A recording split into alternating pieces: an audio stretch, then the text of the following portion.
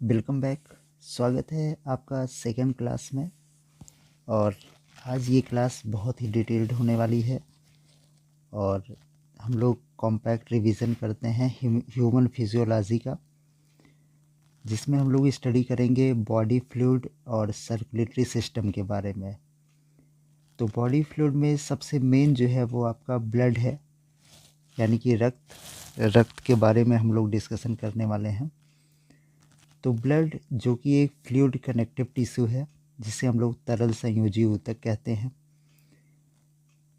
Blood का formation mesodermal cell से हुआ है, यानी कि इसकी उत्पत्ति मीजोडर्म से हुई है।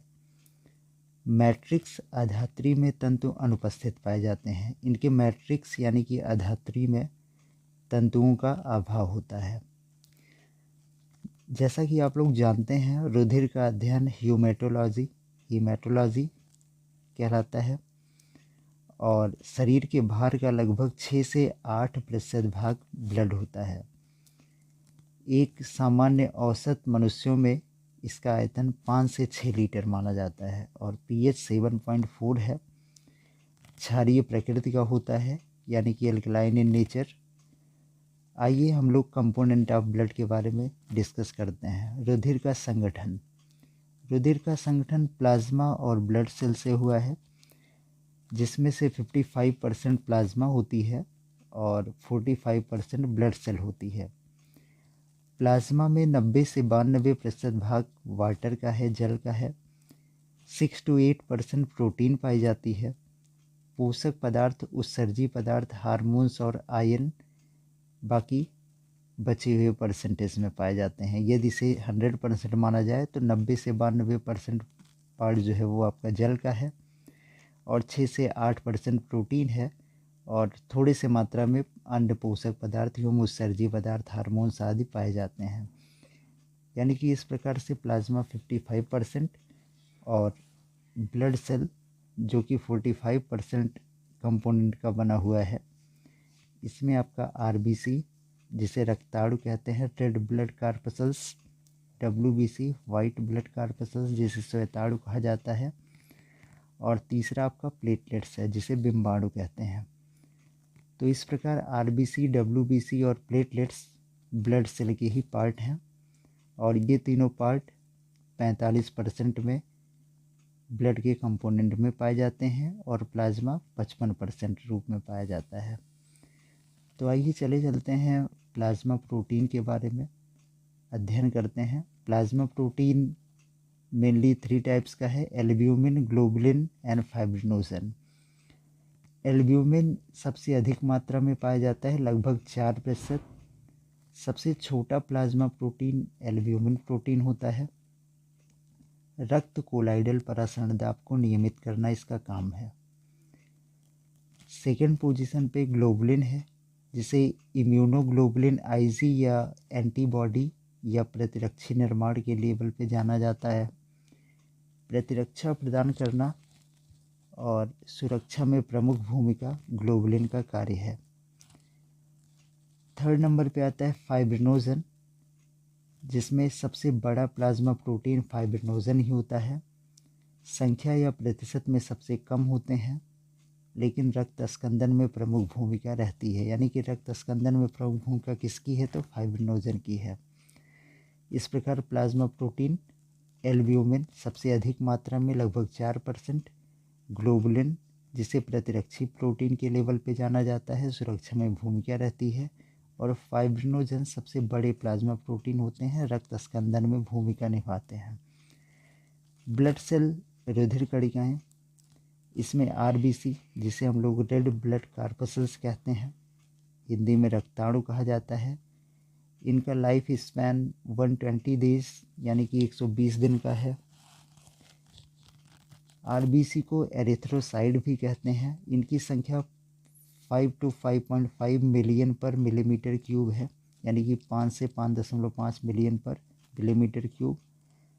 आकार 7 से 8 माइक्रोमीटर का होता है और आकृति वर्तुल यानी कि सर्कुलर है, तथा स्तनधारियों में ये बाइकॉनकेव द्विअवतलाकार रूप में पाए जाते हैं। तो आरबीसी रेड ब्लड सेल और रेड ब्लड कार्पसल्स जीवन काल 120 दिनों का।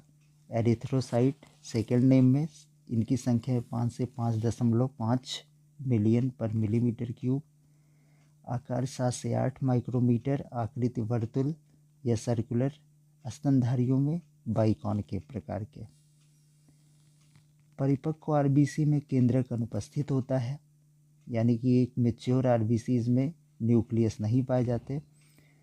इनका अपवाद जो है वो केमल, ऊंट व लामा में आरबीसी अंडाकार शेप में देखने को मिलता है, यानी कि जनरल तरीके पे ये सर्कुलर होते हैं, बट केमल, ऊंट व लामा में आरबीसीज अंडाकार या ओवल शेप की पाई जाती है। आरबीसी में कोशिकांग माइटोकॉन्ड्रिया का अभाव होता है। माइटोकॉन्ड्रिया अनुपस्थित होती है, लेकिन ये अवायवीय श्वसन करते हैं, यानी कि माइटोकॉन्ड्रिया न होने के साथ साथ अवायवीय श्वसन इनमें होता है। गाल्जी काय तथा एंडोप्लाज्मिक रेटिकुलम आदि अनुपस्थित पाए जाते हैं। माइटोकॉन्ड्रिया, गाल्जी काय, एंडोप्लाज्मिक रेटिकुलम आरबीसी में नहीं पाए जाते, तो ये नोट करने वाली बात है। माइटोकॉन्ड्रिया, गाल्जी काय तथा एंडोप्लाज्मिक रेटिकुलम आदि अनुपस्थित होते हैं। आरबीसी के कोशिका द्रव्य में कार्बोनिक एनहाइड्रेज एंजाइम उपस्थित होते हैं। तो ये पूछा हुआ क्वेश्चन है कि आरबीसी के कोशिका द्रव्य में कौन सा एंजाइम उपस्थित पाया जाता है, तो आप लोग बताएंगे कि कार्बोनिक एनहाइड्रेज एंजाइम। आरबीसी के कोशिका द्रव्य में पाए जाने वाला एंजाइम कार्बोनिक एनहाइड्रेज एंजाइम है। एक रिएक्शन वे में हम लोग देखते हैं H2O + CO2 H2CO3, यानी कि पर कार्बोनेट हाइड्रोजन, जिसे हम लोग H2O वाटर बोलते हैं। वाटर और कार्बन डाइऑक्साइड मिलकर पर कार्बोनेट बनाता है। आरबीसी में श्वसन वर्धक हीमोग्लोबिन, और हीमोग्लोबिन में haem Fe double positive ion के साथ, और ग्लोबुलिन प्रोटीन का ही पार्ट है। तो haem Fe double positive ion globin एक प्रोटीन है। 2 अल्फा + 2 बीटा सेल मिलकर ग्लोबिन प्रोटीन का निर्माण करती है, जिसमें 4 पॉलीपेप्टाइड श्रृंखलाएं पाई जाती हैं। इस प्रकार से हीमोग्लोबिन यदि ऑक्सीजन के साथ मिलता है तो ऑक्सी हीमोग्लोबिन का फॉर्मेशन करता है। एक अणु हीमोग्लोबिन में 4 ऑक्सीजन के अणु का परिवहन होता है, यानी कि एक अणु हीमोग्लोबिन 4 ऑक्सीजन के अणुओं का परिवहन करेगा।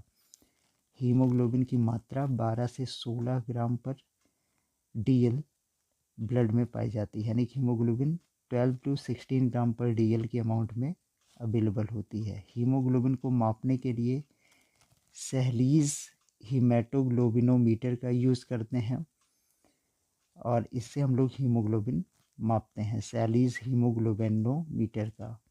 आरबीसीज के निर्माण की प्रक्रिया एरिथ्रोपोइसिस कहलाती है, यानी कि रेड ब्लड सेल बनने की प्रक्रिया एरिथ्रोपोइसिस कहलाती है, जिसे हम लोग हीमोपोइसिस भी कहते हैं। तो ये क्वेश्चन पूछा जाता है कि आरबीसी के निर्माण की प्रक्रिया को क्या कहते हैं, एरिथ्रोपोइसिस और हीमेटोपोइसिस।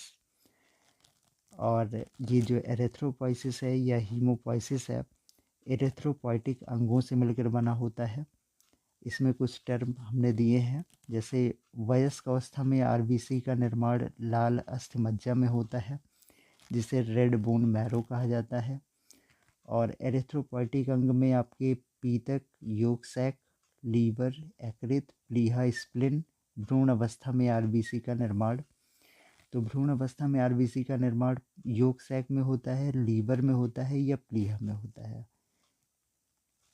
और आगे हम लोग देखते हैं वयस्क अवस्था में आरबीसी का निर्माण तो लाल अस्थिमज्जा में होता है, रेड बोन मैरो में।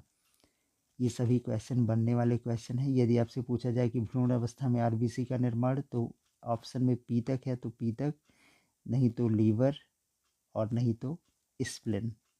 और वयस्क अवस्थाओं में आरबीसी का निर्माण रेड बोन मैरो में होता है। आरबीसी की संख्या का बढ़ना पॉलीसाइथीमिया है, यानी कि पॉलीसाइथीमिया में आरबीसी की संख्या बढ़ने लगती है।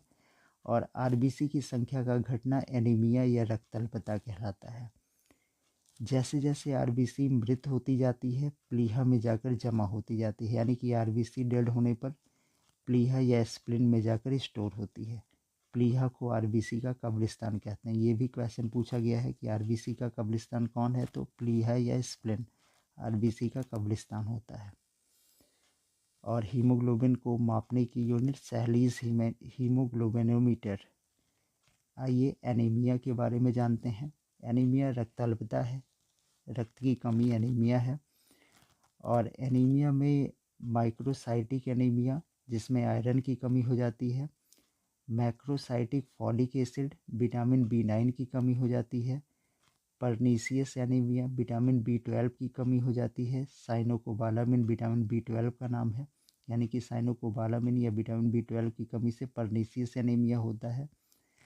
हीमोलाइटिक एनीमिया में आरबीसी का लयन होता है, यानी कि आरबीसी के गुच्छे बनने लगते हैं, क्लैंप बनना हीमोलाइटिक एनीमिया कहलाता है।